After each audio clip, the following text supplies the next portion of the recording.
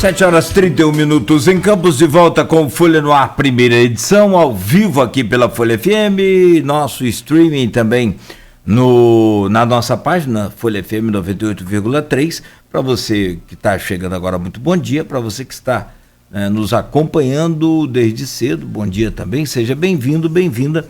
Aliás, mais uma vez, para o nosso prazer e honra, sempre seja bem-vinda, a doutora Andréia Moreira, médica infectologista, esteve à frente, né, de toda aquele gabinete de crise também, da montagem do CCC, né, isso no ano passado, em março, 30 de março, né, de 2020, e hoje está conosco aqui para conversar, para fazer um pouco, né, de uma espécie de um balanço dessa evolução dessa pandemia e né, o que nós arrumamos para chegar nesse momento. Bom dia, doutora Andréia, seja bem-vinda mais uma vez, é um prazer recebê-la aqui. Bom dia, né, Cláudio, bom dia, Luísio, bom dia a você, ouvinte da Folha no Ar. Agradeço mais uma vez o convite, a oportunidade de estarmos juntos novamente, não por um momento assim ideal, né? Nós estamos passando, infelizmente, um dos piores momentos da pandemia, se não o pior dele. Não que nós não tenhamos passado por isso ano passado, porque foram momentos muito difíceis, porque era tudo novo, né? Tudo era muito novo. Foi, né, um grande problema mundial também, uma monta também expressiva, e que eu tenho muito que agradecer a oportunidade de ter estado, né, à frente da vigilância naquele período, porque foi um ensinamento, foi uma necessidade muito importante de trabalho em grupo, de fazer realmente uma gestão pública voltada para o coletivo e ter uma positividade muito grande em relação a estar junto com o prefeito, na ocasião, Rafael Diniz, e toda a sua equipe, porque a gente sozinho a gente não consegue nada, e principalmente porque não nos foi dado nenhuma ajuda do Estado naquele momento. Naquele momento era crucial para nós existir o hospital de campanha, que todos sabem que foi um desastre, foram roubos que aconteceram em relação a isso, ele foi desmontado, e naquela ocasião a gente precisou montar em um tempo recorde o CCC, né, que é o Centro de Combate ao Coronavírus. Essa semana fez um ano, né, de abertura. Eu venho aqui em público agradecer, e eu falei com eles, o sim do Vitor Carneiro, o sim da Patrícia Meirelles, o sim do Elias Yunes, o sim da Simone Serafim. Da Cordeiro. Isso, porque nós inicialmente, né, eles deram o sim, e a partir daí, né, a própria direção da Beneficência Portuguesa foi extremamente solícita em nos ajudar com espaço, e em um tempo recorde a gente conseguiu abrir. Nós abrimos no 30 de março do ano passado. Quem imaginava que um ano após iríamos estar sofrendo do jeito que a gente está sofrendo nesse momento, né? Anteontem eu precisei transferir um paciente e liguei para a Patrícia Meirelles, e Patrícia comentou: Andréia, nós estamos numa situação realmente de guerra, nós temos pacientes aqui que necessitam de CTI, não existem vagas nesse momento, isso como profissional de saúde, isso nos causa uma incapacidade, né, de melhoria do paciente, justamente por falta, né, de um leito mais apropriado, e isso é realmente um cenário muito ruim dentro de todo esse período. Então, com muita tristeza, né, estamos passando por esse momento. Colapsou, não foi só aqui em Campos, a gente está vendo isso no Brasil inteiro. O colapso já era previsto. Isso é uma coisa importante de ser falado, Luiz, porque lá em dezembro a gente sabia que as festas de fim de ano iam ser bastante importantes em relação ao número de pacientes que seriam infectados, e os infectados que necessitariam de terapia intensiva e de tratamento clínico. mas as pessoas ignoraram isso, né? Literalmente, e estamos pagando preço. Um preço alto, e é um preço que, infelizmente, as vidas, né, são ceifadas ali, e apesar disso, as mantêm a não restrição. Isso é um assassinato. Digo isso porque as pessoas, aqui em Campos especificamente, não têm o uso de máscara de modo 100%. As pessoas acham que as restrições não são necessárias, até se chegar a um ente querido, a uma pessoa próxima que está acometida e que está internada e que muitas vezes evolui mal e precisa de uma vaga no CTI. Então, esse momento é um momento de caos, um momento de colapso, e que as pessoas precisam entender o processo. A gente está falando nisso de entendimento, gente, há 1 ano. O que vai ser mais preciso para essas pessoas, né, vestirem, usarem a máscara, fazer o distanciamento, evitar aglomeração? Quantas vidas a mais? Isso a gente não está falando só de Campos, está falando do Brasil. E o mundo respondeu a vários países, né, que estão passando por um momento de vacinação em relação à quantidade, né? Israel, por exemplo, já tem quase 60% da população vacinada. Então, daqui a pouco não vai precisar nem usar mais máscara em Israel. Então, nós aqui em Campos, estou falando, a gente fala direcionado diretamente ao nosso município, temos muito ainda pela frente. A gente sabe que essas duas semanas aqui para frente também vão ser semanas difíceis e a gente precisa entender isso. André, a gente sabe que... Tá ouvindo? Estou ouvindo. A gente sabe que já se tornou conhecimento, era conhecimento antes de infectologista e epidemiologista, mas a Covid transformou isso em conhecimento popular.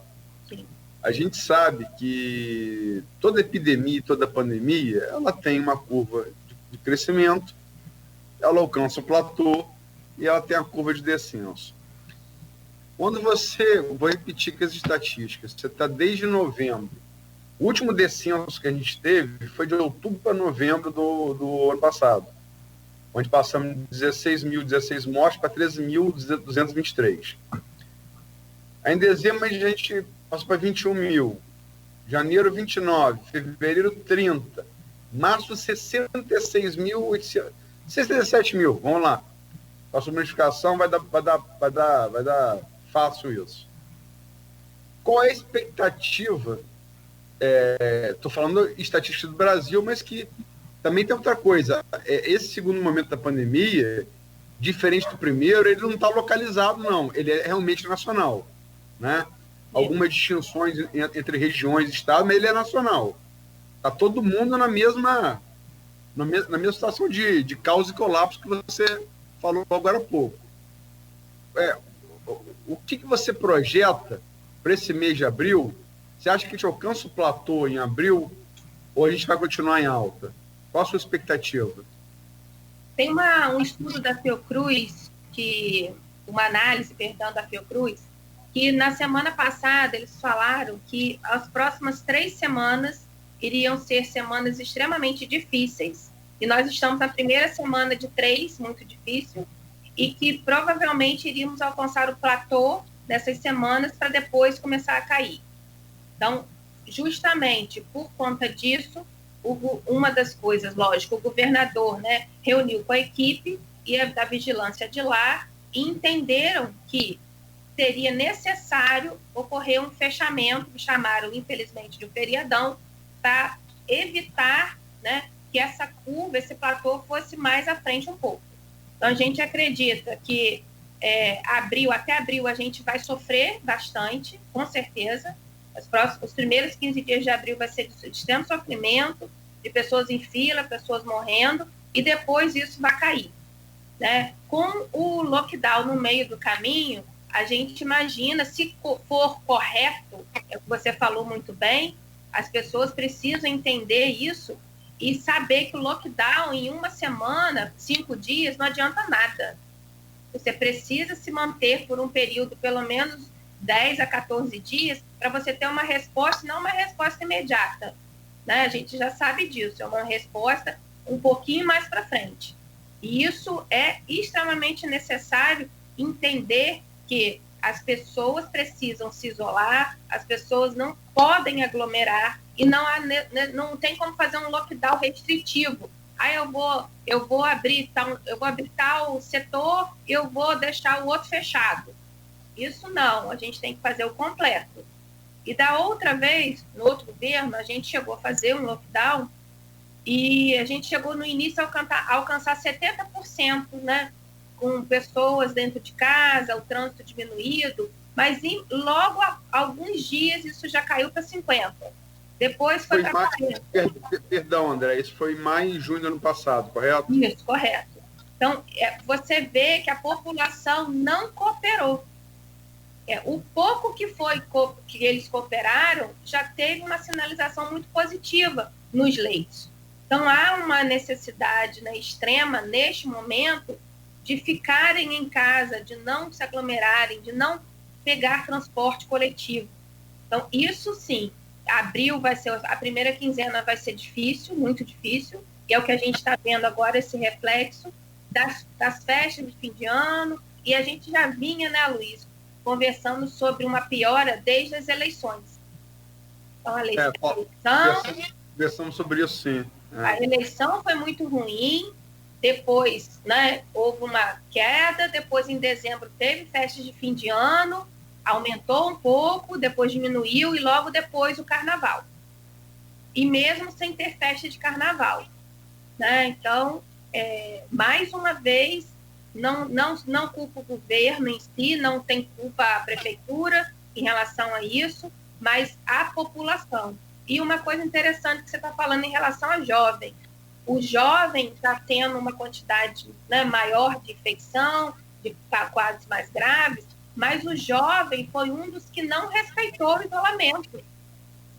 O jovem estava aglomerando muitas vezes, né? E ele era um fator espalhador. Então, ele ia para casa e a gente tem relatos atualmente que uma pessoa está passando, o certo, cientificamente, seria 1 para 3. Mas se eu tenho uma família que tem 5 ou 6 dentro de casa, eu tenho família que tem 5 contaminados. Então, coloca isso na conta em exponencial. É um absurdo de pessoas infectadas. Então, os idosos, lógico, estão vacinando, isso vai diminuir realmente a internação deles, mas os jovens, será que a cepa, né, tem uma avidez maior pelo jovem ou o jovem procurou que isso acontecesse? É uma dúvida. Em história natural, e aí vou sair só da medicina, história natural se discute muito se o vírus é um organismo vivo ou não é, né? Enfim, isso é uma discussão que tem um tempo na ciência e não tem uma conclusão. Fato é que ele se reproduz através de células, né, de animais. Ele passou, parece, do morcego para a gente, né? Tem aí talvez um pangolim que teria sido o intermediário, um tatu chinês, cuja sopa se consome na China, mas enfim. O que a natureza ensina é que um predador, se a presa dele passa a tomar mais cuidado, se ela passa a se ofertar menos ao predador, o predador vai buscar outra presa. O que eu estou querendo dizer? Se o idoso está se vacinando, está se imunizando, mesmo que não seja 100%, não vai ter doença. Não, mas ele tem formas menos agressivas da doença e zero óbito, né? Quase zero óbito com a segunda dose. A Janssen, que o Cláudio citou, ela tem a vantagem de ser uma dose só. Mas as demais são 2 doses. Então, o cara começou a se imunizar. E o cara fica em casa, o vírus é o predador, ele vai se adaptar ao tipo de presa. E é que está se expondo mais, que é o jovem. É questão. É inequívoco isso. Essa é a questão.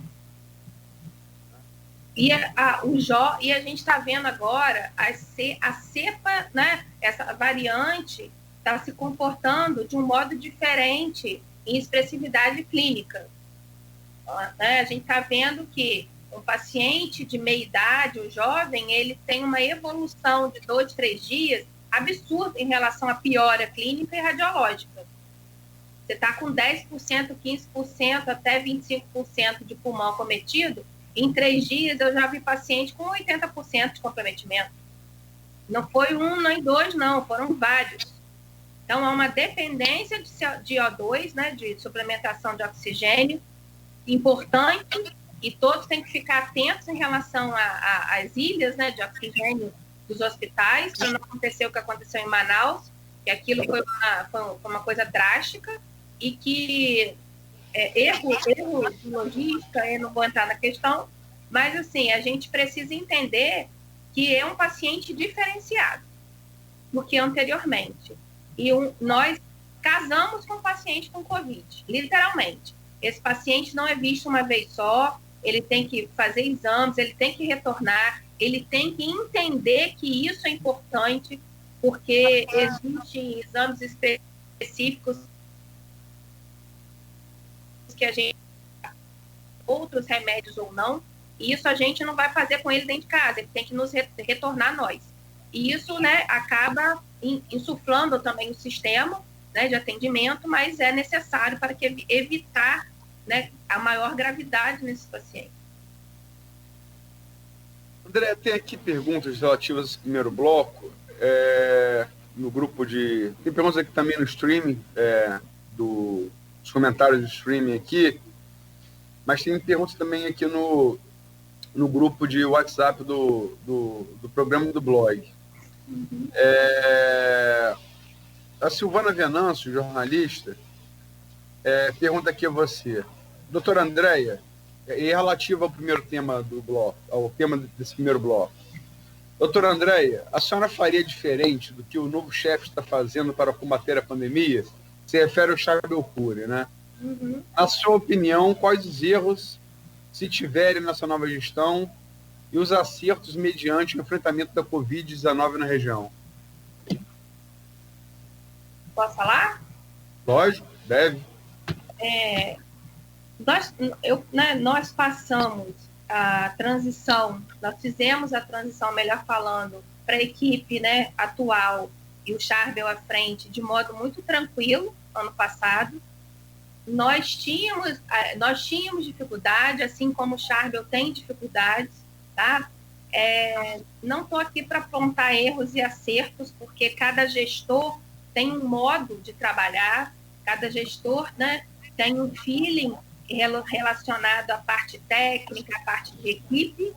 Fico feliz porque a grande maioria da equipe se manteve com o Charbel, né? Lógico que entraram pessoas diferentes, saíram algumas, mas a grande parte da equipe que faz a vigilância em saúde funcionar ainda permanece. Isso é um ponto extremamente positivo, porque a gente trabalhou bem e ele viu isso, né? E é realmente muito difícil. Você fazer gestão pública já é difícil, quanto mais gestão pública numa pandemia. Eu estou com o Charbel ainda, a gente está montando uma sala de apoio que chama CIEVES, que é o Centro de Informação Estratégica. Tá? Nós temos um relacionamento, mas o nosso discurso é discurso em relação a o que pode se melhorar, que eu acho um erro. São vários erros, não, a gente tem muitos pontos de melhoria, e a gente sempre tem, e a gente tem que avançar em entender isso.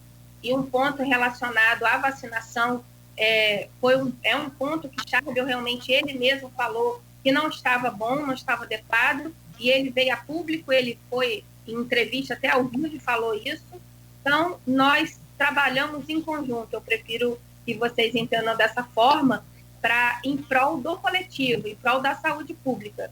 Então, se houve erro, ele está tentando acertar, e muitas pessoas envolvidas, né, que continuam lá, é porque o trabalho realmente foi efetivo, e ele vem buscando também essa efetividade no trabalho atual dele.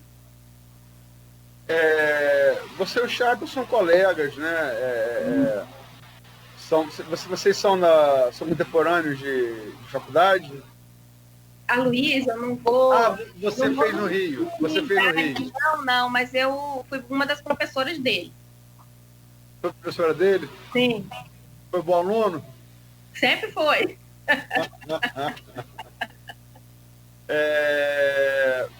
Chave é realmente muito capacitado. Eu acho que, assim, um dos pontos que foi mais criticado foi que você não pegou, né, questão de tempo, foi a vacinação muito centralizada, que ele realmente ouviu as críticas e pareceu apreendê-las no sentido de abrir mais pontos, né?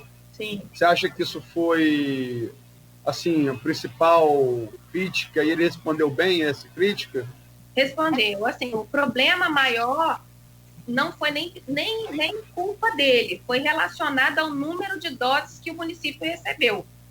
Então, se você, a princípio, a gente recebeu, lembro disso, eram 11 mil doses de vacina. Nós recebemos quase 5 mil, ou 5 mil e alguma coisa. Então, já começou ali um problema sério, né? Porque não ocorreu uma divisão certa em relação aos municípios. Então, ele teve que trabalhar de um modo mais centralizado, né? E o que não foi feito anteriormente acabou melhorando agora, foi a ampliação. Mas por que ele fez isso? A necessidade de centralizar, porque agora tem dose de vacina para isso. Então, e juntou as pessoas aflitas, a gente entende isso. Os idosos estavam aflitos, querendo tomar vacina, a população estava aguardando muito a vacina chegar. Então, acho que esses assuntos se juntaram e ocasionou essas filas enormes, né? Essa procura muito grande. Agora, você vê, essa semana mesmo, no drive-thru, tinham 180 senhas depois do meio-dia. Né? Então, o início foi muito tumultuado, e não foi só aqui, a grande maioria dos locais foi dessa maneira. Né? Mas a preocupação com idosos, gente, tem que ser extrema, porque alguns idosos passaram mal dentro do carro, eles precisam de uma estrutura realmente mais amplificada, e aí ele foi vendo e foi contratando pessoas, porque a gente precisa literalmente de um exército de vacinadores. Isso a gente tem uma prática muito importante da febre amarela. Não sei se vocês se lembram, em 2017, teve a campanha da febre amarela intensificada e que a gente chegou a vacinar 18 mil pessoas num dia. Mas tinha vacina e tinha equipe para isso, né? E graças a Deus deu tudo certo. E vai acontecer isso também agora. E a logística está muito pior, porque tem gente com segunda dose, tem gente com primeira dose, tem gente com Coronavac, tem gente com AstraZeneca. E a AstraZeneca ainda não estamos na segunda dose, né? E provavelmente mês que vem já tem segunda dose de AstraZeneca. Então, até a própria comunicação de como passar isso é extremamente importante. Então, essa logística tem que ser bem desenhada, o Rodrigo está ajudando o Charbel nisso também, mas vamos dizer assim, é uma caixinha de surpresa, porque um dia a gente está lotado, no outro dia não está lotado, né? Aquela fila enorme lá perto dos plantadores de cana, realmente lá é o local para vacinar, vamos diminuir. Isso aí ele foi analisando a cada dia, né? E agora acredito que as coisas estejam bem melhores. Não, realmente e aqui, logicamente, que é opinião, né? Mas eu já expressei isso algumas vezes aqui, já expressei por escrito. Eu acho que a gente passar por isso, com tantos profissionais, da sua qualidade, da qualidade do Charles, da qualidade do Rodrigo, da qualidade do Nélio, que é o mestre de todos vocês, o Telmo, tem muita gente, seria muito, muito, graças a Deus por vocês existirem, porque seria muito, muito, muito, muito pior sem vocês. Né? Acho que são duas coisas que o Brasil tem. Um é um SUS, né? Que seria muito pior sem o SUS. E segundo, eu digo isso como testemunho, e ainda que seja a opinião de um leigo, mas é um leigo que tem se formado. Né? Eu estou te apoiando desde março do ano passado. Estou no seu pé desde março. Seu marido deve ter ficado com ciúme de mim ano passado. mas vocês são profissionais da mais alta qualidade. Isso eu posso afirmar, né? E falo sem jogar confete, até porque não é meu estilo. Agora, só para terminar esse bloco, uma pergunta da Daniela Tinoco, jornalista também, para fechar: qual a importância da instalação do CCC em tempo recorde pelo governo Rafael e sua equipe? Um abraço para a Dani, né? Trabalhamos juntas. Salvar vidas. Foi importantíssimo para salvar vidas. Sem o CCC, nós estaríamos com uma letalidade muito pior, as pessoas iriam estar sem assistência, né? E a gente também tem um grupo de profissionais lá dentro competentíssimo, e eu não falo só, Luiz, da parte médica, que eu estaria aqui, né, errando. Nós temos uma equipe de saúde maravilhosa, que desde a parte médica, fisioterapia, psicólogo, assistente social, até os funcionários da limpeza. Os funcionários da limpeza são essenciais nesse processo. E foram bastante acometidos, tá? Bastante pessoas contaminadas, principalmente no início. Então, o CCC, ele fez com que a nossa esperança em relação ao tratamento se abrisse, né? E nós, como seríamos sem o CCC? Não dá nem para imaginar. Então, foi um marco na nossa história, foi um marco de campus, e, né, um grande monumento, eu falo isso, de Covid, e necessário ter mantido esse monumento aberto. Perfeito, são 7h58, nós vamos ao intervalo então, e vale lembrar, e de vez em quando vira e mexe alguém vem aqui e cobra, a questão do hospital de campanha, que não saiu, e aí saiu o CCC, que foi, assim, fundamental. Vale sim... Posso só completar, Mangueira? Deve, por favor. Não ser hospital de campanha, e foi o principal motivo, a corrupção que levou a não ser hospital de campanha, exato, pelo qual saiu o governador Wilson Witzel, né? Exato.